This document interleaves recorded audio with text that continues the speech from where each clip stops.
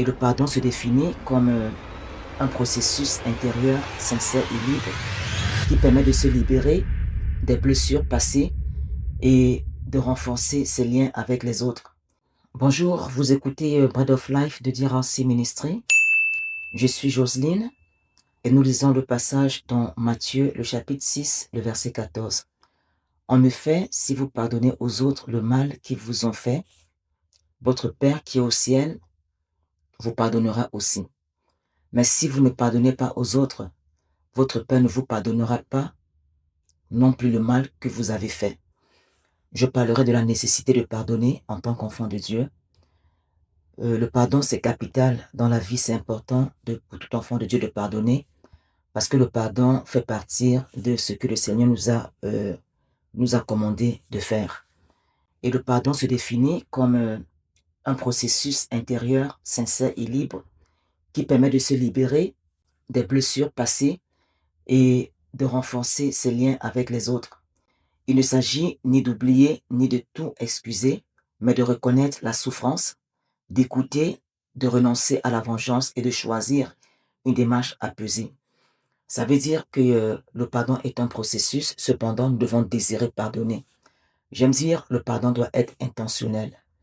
Et le pardon, c'est un autre avantage parce que si on ne pardonne pas aux autres, ça va causer une entrave à notre relation avec le Seigneur. Car nous savons que nous vivons cette communion avec le Saint-Esprit. Et si nous allons contre ce que Dieu a dit, il sera impossible de jouir de cette relation que nous sommes supposés vivre avec le Seigneur au quotidien.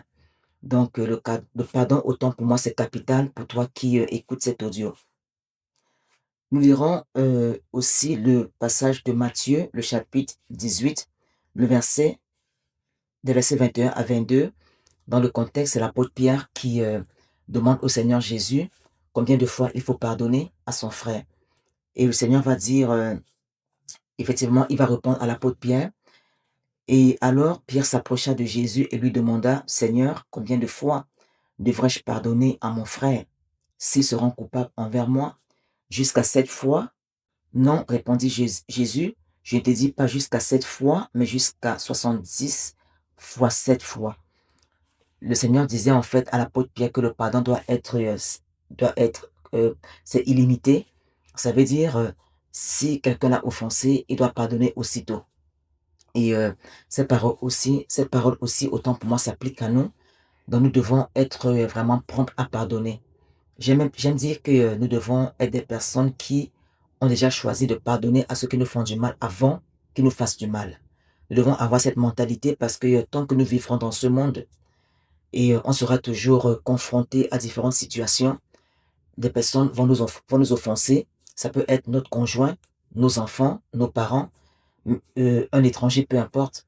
Et on doit vraiment avoir cette mentalité que quand ces choses vont arriver, on va relâcher, on va pardonner à ces personnes pour avancer dans notre vie chrétienne.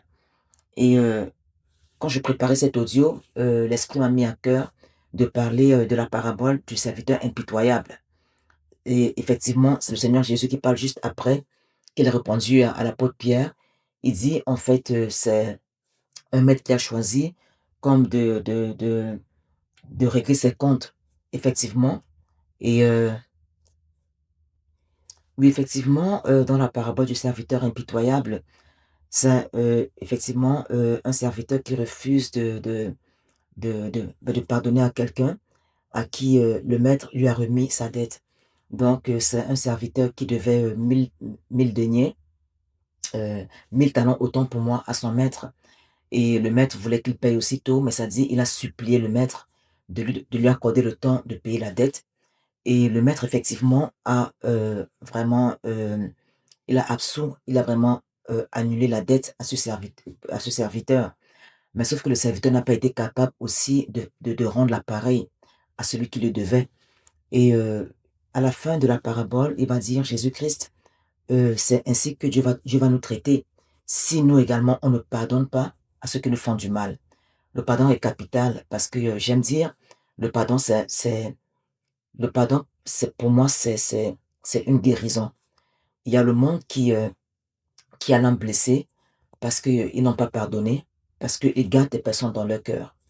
C'est à notre avantage quand le Seigneur demande de pardonner parce que, quand nous pardonnons des personnes, nous sommes guéris, nous sommes restaurés et nous vivons pleinement cette vie que le Seigneur a préparée, a prévue pour nous. Parce que même quand nous parcourons les saintes écritures, nous voyons que, le Seigneur Jésus a été un modèle vraiment, dans le fait de pardonner. Et si le Seigneur Jésus est celui à qui nous fixons nos regards, nous devons lui ressembler en tout. On se rappelle qu'il était insulté, mais il ne rendait pas par l'insulte. Et souvent, je me demande comment il a fait pour vivre avec Judas. Il connaissait le cœur de Judas. Il savait que Judas n'avait pas un cœur honnête. Mais ça n'a pas empêché qu'il ait choisi Judas pour marcher avec lui, comme il a choisi les 11 autres apôtres. Je pense que nous devons vraiment acquérir cette maturité et demander au Seigneur d'avoir cette capacité de, d'accorder le pardon aux personnes qui nous offensent et même de leur donner une deuxième chance. C'est c'est ce que nous sommes appelés à faire. Donc, je ne connais pas, toi qui écoutes cet audio, si présentement il y a quelqu'un que tu gardes dans ton cœur, je t'encourage vraiment à pardonner à la personne, à demander au Seigneur la capacité de le faire. C'est à ton avantage. Et je vais prier pour toi qui écoutes cet audio. Prier au Seigneur, demander au Seigneur vraiment cette grâce vraiment de pardonner. Mais avant de prier pour toi, j'aimerais également lire le passage dans le livre de Luc, le chapitre 23, le verset 34. Luc, le chapitre 23, le verset 34, dans le contexte, c'est le Seigneur qui est à la croix, qui passe vraiment par un temps d'agonie. Il est en train de prendre sur lui le péché de l'humanité et le monde se moque de lui. Et il va dire, Père, pardonne-leur, car ils ne savent pas ce qu'ils font. Donc, ça veut dire que quand les gens te font du mal, ça peut aussi être toi qui fais du mal aux autres, parce que souvent on voit toujours ceux qui nous font du mal. Donc, quand les personnes te font du mal, en fait, c'est pas eux qui le font. C'est le monde est d'abord spirituel. Et Satan va se servir des personnes pour te faire du mal. J'aimerais que tu comprennes que quand on te fait du mal, c'est pas des personnes qui le font par eux-mêmes. C'est vrai, souvent, ils croient le faire, mais ils sont utilisés par le diable pour te faire du mal. Donc, aie cette pensée que tu ne luttes pas contre la chair ni contre le sang, mais contre les esprits. Et vraiment, je prierai pour toi.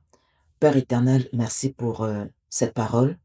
Merci pour cet audio, Père éternel. Je prie pour toute personne qui l'écoute et qui va l'écouter, Père éternel. Père, tu demandes que nous pardonnions. Et si Père, tu le demandes, c'est parce que tu as mis en nous la capacité de le faire, Seigneur. La parole dit, ce n'est ni par la force, ni la puissance, mais c'est par ton esprit en nous. Père, je prie pour toute personne, Père, que toute personne, Père, qui entend cet audio, vraiment puisse pardonner à ceux qui lui ont fait du mal, Seigneur. Et j'ai ainsi prié au nom puissant de Jésus-Christ. Amen.